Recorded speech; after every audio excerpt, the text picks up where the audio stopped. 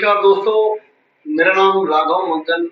पेशे से मैं चार्टर्ड अकाउंटेंट हूँ और पिछले 15 साल से सीए हूँ।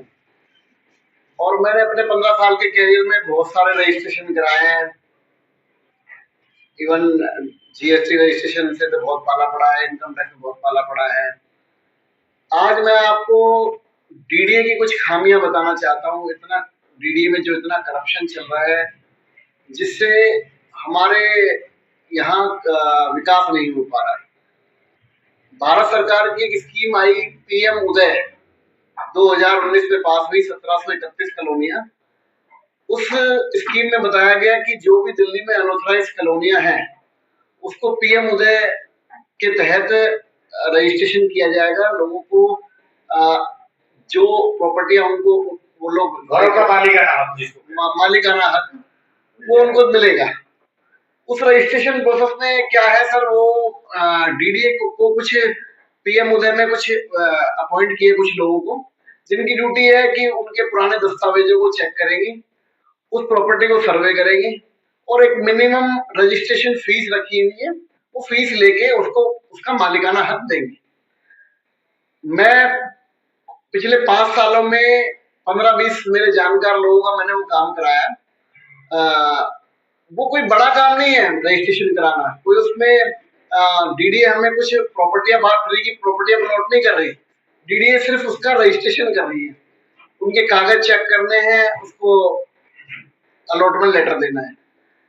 लेकिन आज सीए में आपका चार्टर्ड अकाउंटेंट है, तो कागज पत्तर का काम आप जानते हैं जी। तो इसमें कितना टाइम मुख्य अगर लगे तो कितने कागज है, इसमें कितना टाइम लगना चाहिए जो है डीडीए के रजिस्ट्रेशन प्रोसेस में? जनाब, इस रजिस्ट्रेशन प्रोसेस को कंप्लीट करने का वैसे 40 दिन का प्रोसेस है। 40 दिन के अंदर इसको पूरा करना चाहिए, लेकिन इसमें इतना बड़ा भ्रष्टाचार हो रहा है कि लोगों से 1000 रुपए स्क्वायर यार्ड के पैसे मांगे जा रहे हैं, जिसके कारण ये स्कीम विफल हो गई है, लोग करा नहीं पा रहे हैं। मैं जानता हूँ यदि ये स्कीम यहाँ सफल हो जाए तो इस अनऑथराइज कॉलोनी, दिल्ली के अनऑथराइज कॉलोनी का बहुत बड़ा स्टैम्प ड्यूटी सरकार को आना शुरू हो जाए। लेकिन इस स्कीम को डीडीए वाले होने नहीं दे रहे। कैसे सर, क्या ऐसे कैसे? वो इसलिए करप्शन, पैसा खाना है, कैसे खाएं। तो उस चीजों को क्या है कि उनके पेपरों में कमियां निकाल देंगे, उसका सॉल्यूशन नहीं बताएंगे। कोई भी डिपार्टमेंट जो होता है वो पब्लिक की ग्रीवेंस का सॉल्यूशन करने के लिए बैठा है, ना कि उसको अटकाने के लिए बैठा है कि भाई ये कैसे अटके और कैसे हराश हो और फिर वो पैसे दे और फिर वो काम हो। सर, पीएम उदय योजना नाम है, अगर डीडीए में इस तरीके से अगर आप एलिगेशन लगाएंगे तो कहीं ना कहीं मोदी जी की छवि भी धूमिल हो रही है। तो एलिगेशन का कोई सबूत हो, किस आधार पर आप? जनाब, मैं अभी आपको पीएम उदय का, मैं खुद भी एक प्रॉपर्टी अपनी रजिस्टर कराने गया था जी। वहां भी मेरे साथ ऐसा हुआ कि उन्होंने इतने क्वेश्चन रेज किए जिसका कोई बेसिक रिक्वायरमेंट नहीं है। वो कहते हैं कंस्ट्रक्शन का बिल लेके आओ। एक प्रॉपर्टी जो 20 साल पहले ली हुई है जीपीए पे और उसका आज पीएम उदय में रजिस्ट्रेशन होना है और वो 20 साल पहले बनी हुई है, उसका क्या रजिस्ट्रेशन प्रूफ है? अच्छा, उसमें जो इनकी गाइडलाइन है वहां लिखा, स्टार मार्क किया हुआ है कि ये मैंडेटरी डॉक्यूमेंट है, लेकिन वो उस चीजों को भी कंपल्सरी मांगते हैं। और कंस्ट्रक्शन का प्रूफ मैं नहीं मानता, यहाँ एक छोटे छोटे 50 गज के प्लॉट वाले वो कंस्ट्रक्शन का प्रूफ उनके पास होगा। तो जो चीज पॉसिबल ही नहीं है उसका कहाँ से सबूत देगा? और वो उस फाइल को अटका लिया जाता है, बाद में उससे 1000 रुपए गज के पैसे मांगे जाते हैं। जैसे ही पैसे दो, वो 2 दिन में आपका काम करके कंप्लीट कर देगी। इन्हीं चीजों को ध्यान में रखते हुए मैं अभी आज आपको एक डीडीए का ही एक फ्री होल्ड कन्वर्जन का फाइल नंबर बताता हूँ। ये रोहिणी सेक्टर 34 का एक प्लॉट है, 38 गज का। ठीक है जी। फाइल नंबर है इसका F16 ब्रैकेट में 8780 2012। घुमा के दिखाइए थोड़ा। हाँ, लीज एडमिनिस्ट्रेशन ब्रांच के पास ये फाइल है। ठीक है, मिसेस आराधना गौतम त्यागी इसकी डिप्टी डायरेक्टर है। इसमें क्या था, फ्री होल्ड, इसको लीज पे प्लॉट अलॉट हुए थे 2012 में। ठीक है जी, 38 गज का प्लॉट है ये, रोहिणी सेक्टर 34 में। प्लॉट नंबर है 1563, ब्लॉक पॉकेट A1 में। ठीक है जी। इसकी मैंने फ्री होल्ड कन्वर्जन फाइल 10 अगस्त को लगाई है, जिसका क्या है कि 27 सितंबर को पेमेंट हो गया, ठीक है जी। जी पेमेंट होने के बाद मैंने इनको कोई ब्राइब नहीं दी। ब्राइब ना देने के कारण इन्होंने पेमेंट होने के बाद इश्यू निकाला कि आप ओरिजिनल पेपर लेके आइए। अच्छा मेरे मौसा जी का प्लॉट है, नाथुराम मित्तल जी के नाम पे है, तो मैं लेके गया। वहां मिस्टर सौरभ है, असिस्टेंट डायरेक्टर, उनसे मिला, उनको पेपर दिखाया। उन्होंने फिर एलिगेशन लगाया पार्टी को लेके आई, रोहिणी जोन के। तो वो कहते पार्टी को लेके आए। मेरे पास अथॉरिटी लेटर था, मैं अथॉरिटी लेटर लेके गया, ओरिजिनल पेपर लेके गया। मैंने उनको दिखाया कि जी मौसा जी का अभी हार्ट का छल्ले डले, वो नहीं आ सकते, और आपकी जो रिक्वायरमेंट मैं फुलफिल कर रहा हूँ। लेकिन वो उन्होंने टामाटोल किया और मेरे को मेरा टाइम बर्बाद कर दिया। आज इन बातों को 15 से 20 दिन हो गए, 27 सितंबर से अभी तक ये फाइल। अब आराधना गौतम त्यागी जो डिप्टी डायरेक्टर है, लीज एडमिनिस्ट्रेशन ब्रांच की हेड है, वो रोक के बैठी हुई है। क्या नाम है उनका? आराधना गौतम त्यागी डिप्टी डायरेक्टर है, लीज एडमिनिस्ट्रेशन ब्रांच की हेड है, ठीक है सर। उसमें कोई पेंडेंसी नहीं है। मैंने आरटीआई भी फाइल की, 2-3 आरटीआई फाइल कर चुका, वो भी उनका जवाब नहीं है। अच्छा मजे की बात है, इनको कोई डर नहीं है। ये लोग ऊपर बदमाशी कर रहे हैं, इनको कोई अपनी नौकरी का खतरा नहीं है। मैंने सीपी ग्राम एक पोर्टल है जहाँ पे पीएमओ पोर्टल, जहाँ पे आप अपनी ग्रीवेंस रजिस्टर करा सकते हैं। वहां भी मैंने 3 कंप्लेंट दायर कर रखी है, लेकिन उसको भी ये लोग क्लोज कर देते हैं। 2 क्लोज कर दी इन्होंने बिना फाइनल अप्रूवल के लिए। मैंने तीसरी ग्रीवेंस अपलोड की है, उसको भी लेके बैठी है, वो भी क्लोज नहीं कर रही है। मैंने दिल्ली के एलजी को, ministry of home affair, urban ministry को भी मेल लिखी, सीसी में सबको लेके, और साथ में डीडीए के जो डायरेक्टर है इसकी, आराधना गौतम के जो सीनियर मिस्टर कुलदीप कुमार हैं, उनको भी सीसी में लेके मेल लिखी। और इन सब के बावजूद भी उस पर कोई कार्रवाई नहीं। इवन लास्ट वीक मैं लास्ट मंडे गया था डीडीए आईएनए ऑफिस, तो मैं हाँ विजिलेंस डिपार्टमेंट को भी मैंने मेल लिखी हुई है 25 अक्टूबर की। तो मैं विजिलेंस डिपार्टमेंट की, वहाँ मैडम है कोई ऋतुराज, उनसे भी मिला, वो डिप्टी डायरेक्टर है विजिलेंस में। मैंने उनको कहा मैडम ये कोई फोरेंसिक का इशू नहीं है, इसमें आप लोग हमें कोई प्रॉपर्टी अलॉट नहीं कर रहे, आप सिंपल हमारे लीज के पेपर देख के, केवाईसी देख के, फीस एक्सेप्ट करके उसको रजिस्ट्रेशन कर रहे हैं, और इसमें कोई फोरेंसिक का काम नहीं है। फिर ये फाइलें रोक के क्यों बैठी हुई है? वो भी मेरा जवाब नहीं दे पाई। बोले जी हम देखते हैं, करते हैं। 25 अक्टूबर की फाइल, वो अभी तक उनके डिपार्टमेंट में भी कोई एक्शन नहीं है विजिलेंस में। इस हालात में बंदा कहाँ जाएगा? क्या क्या स्कीम है? मैं चार्टर्ड अकाउंटेंट हूँ, मेरी पढ़ाई का क्या फायदा? यदि मुझे दलाली ही गिलानी है तो पढ़ाई की कोई जरूरत नहीं है मेरे हिसाब से। आज ये सब चीजें किससे मिलेगा? मिनिस्ट्री में कहा गया। तो ओवरऑल आपने ये जितने सारे द्वार गए, जिनको भी लेटर लिखा, काम नहीं हो रहा है, तो आपको क्या लगता है ये सारा भ्रष्टाचार के आधार पर हो रहा है? ये क्या मामला है? जनाब मैं वहाँ डीडीए के किसी बाहर एक एजेंट से मिला, जो डीडीए मतलब बाहर जो दलाली करते हैं, वो कहते हैं यहाँ पे 10 करोड़ रुपए सालाना ब्राइब जाती है अंदर, तो आपका काम कैसे हो जाएगा? तो ये फ्री में तो नहीं होने। हाँ हाँ, मतलब जो उसकी बातों से लगा, तो इसका मतलब क्या है? इसका मतलब जब पैसे लेके काम करना है तो फिर तो ये सारे जो हमारे एजुकेशन सिस्टम में भ्रष्ट बेकार है, क्या जरूरत है पढ़ाने लिखाने की? नहीं तो जो ले भी रहे वो भी पढ़े लिखे हैं, और गवार भी है, चलो मान लिया आप पढ़े लिखे हैं, कोई नॉर्मल व्यक्ति जाएगा वो तो बेचारा कर ही नहीं पाएगा। बिल्कुल सर, देख लीजिए मेरा हालत 10 अगस्त से मैंने ये फाइल लगा रखी है। आज मैं 22-23 नवंबर में बैठा हूँ, जो कि 40 दिन का प्रोसेस है मैक्सिमम। इन लोगों ने इस चीज को घुमा घुमा के अननेसेसरी इशू बनाते हैं। इनको कोई डर नहीं है अपनी नौकरी का, इनको खुला भ्रष्टाचार, खुली बदमाशी कर रही है। पिछले 15 क्या लगता है कि ऊपर में जो बड़े अधिकारी, बड़े नेताओं का संरक्षण है क्या इनसे? सर बिना संरक्षण के लोग कैसे काम कर लेंगे? इनको जब डीडीए का विजिलेंस डिपार्टमेंट वहां बाहर बोर्ड लगा के बैठा है कि आप ब्राइब ना दे, आप हमसे आके मिले, वही जवाब नहीं दे रहा। और वो भी कोई अधिकारी, छोटा अधिकारी नहीं, डिप्टी डायरेक्टर वहां की विजिलेंस की है ऋतुराज, वो जैसी लेडीज नहीं बोल पा रही। उसका मतलब क्या है? कोई मतलब नहीं है। ये मेरे को तो ये समझ, तो इससे सीधा सीधा अगर डीडीए की बात करें, पीएम उदय योजना की बात करें, तो ये सीधा सीधा कहीं ना कहीं बीजेपी, सेंट्रल गवर्नमेंट और मोदी अमित शाह जी के नाम खराब हो रहा है सीधा सीधा। तो अब ये सिस्टम है आपके सामने है। मैं जयपुर कराने गया एक मेरे रिलेटिव है, इनको सिस्टम ये इम्प्लीमेंट करना चाहिए। भाई तू 40 दिन फाइल, तेरे को 40 दिन के लिए विद इन 40 डे रजिस्ट्रेशन करना है, तो जिस भी मान लीजिए 10 क्लरिकल स्टाफ से फाइल होकर गुजरनी है, आप 2-3 दिन रखे और रीजन बताए क्यों हो गए।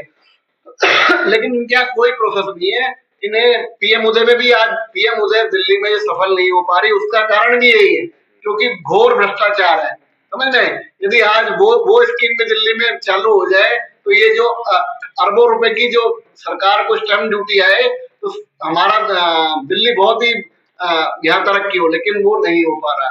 सेम हालात यहाँ पे है। डीडीए ऑफिस में भी कोई काम इन्होंने बिना पैसे लिए नहीं करना। आपको क्या लगता है पूरी दिल्ली में आपने यहाँ पे यहाँ की एक दूसरे ब्रांच की भी कर रहे हैं, रोहिणी की भी कर रहे हैं, तो क्या ये पूरे डीडीएमए का ऐसा मॉडल बन गया है क्या? हाँ, मॉडल ही है, वहाँ बता रहा हूँ ना, वहाँ बिना करप्शन का मॉडल बन चुका है। बिल्कुल करप्शन का पूरा मॉडल है। वहाँ पे बिना पैसे लिए आपको इतना हराश करेंगे, आप अंत में आके उनको पैसे देंगे तभी काम करेंगे। ये हालात। तो क्या कहेंगे इस परिस्थिति में? चुनाव से पहले आप मोदी जी और शाह जी और ये जो व्यवस्थाओं को देखने के लिए, और भी जो क्या पता कोई सबसे अधिकारी सुन ले आपकी बात, मैसेज दें, जो भी दे सकते हैं। देखिए साहब, मैं कोई पॉलिटिकल वो नहीं चला रहा हूँ, लेकिन नहीं तो चला रहे हैं पॉलिटिकल लोग सर। हाँ, लेकिन मैं मोदी जी को संज्ञान में लाना चाह रहा हूँ कि ये जो डीडीए इतना भ्रष्टाचार कर रहा है, ये आप जो स्कीमें निकाल रहे हैं दुनिया भर की कि भाई पीएम उदय निकाल रहे हैं या और कोई स्कीम निकाल रहे हैं, वो धरती पे कामयाब तो हो ही नहीं रही है। उन स्कीमों का क्या फायदा? कोई फायदा थोड़ा ना है। आदमी को अपना मालिकाना हक नहीं मिल रहा।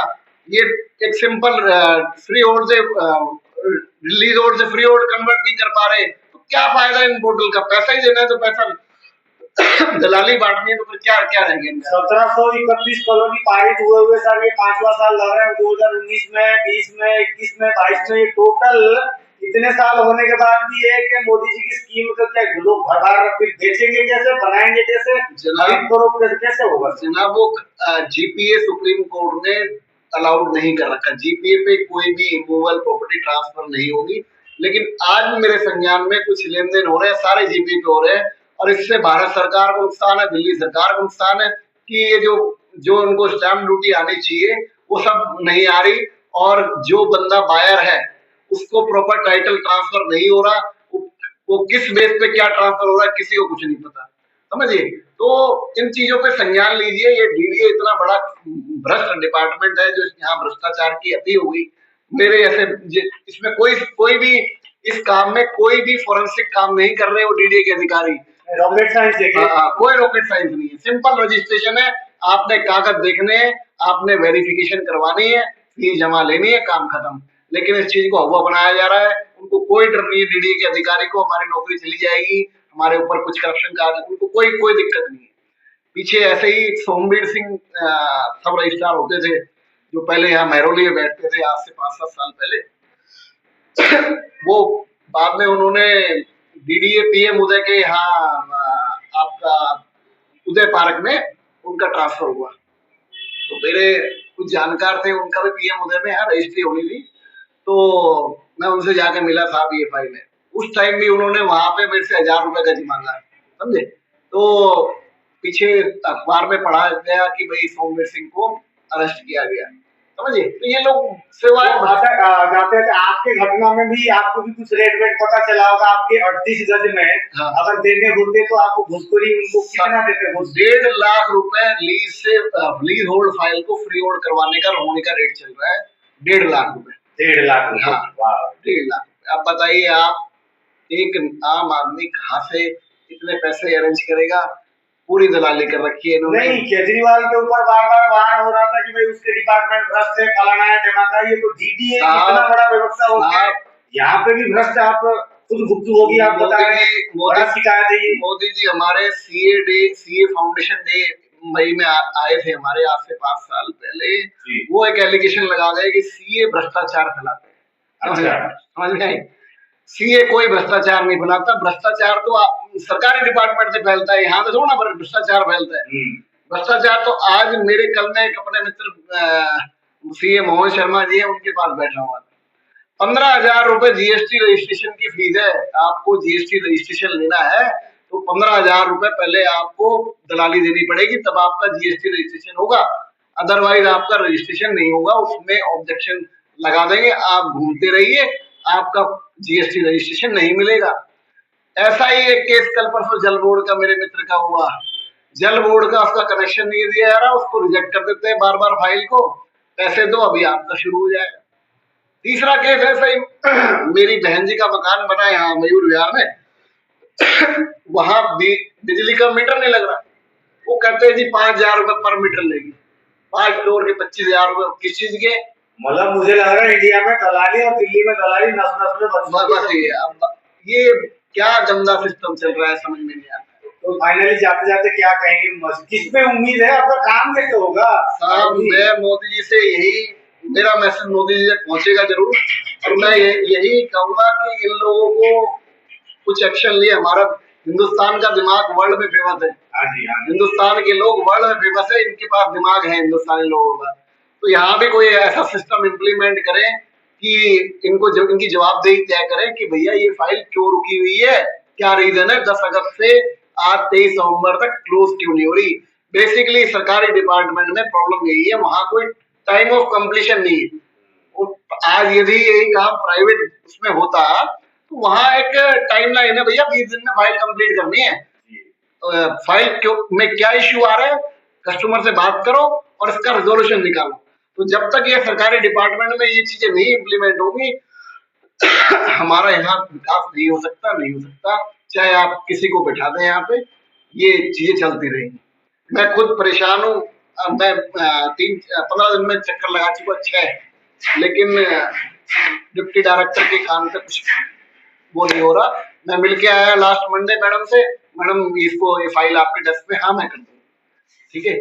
फिर मैं अभी वीसी के ऑफिस जाके आया थर्सडे को, वीसी के ऑफिस से वहां फोन किया। हाँ जी, तो मुझे आपने जितने केस अभी गिनाए तकरीबन 5-7 केस हो गए, किसी में तो मुझे समस्या का समाधान दिखाई नहीं, और अभी फाइनली मोदी से आप बात करेंगे।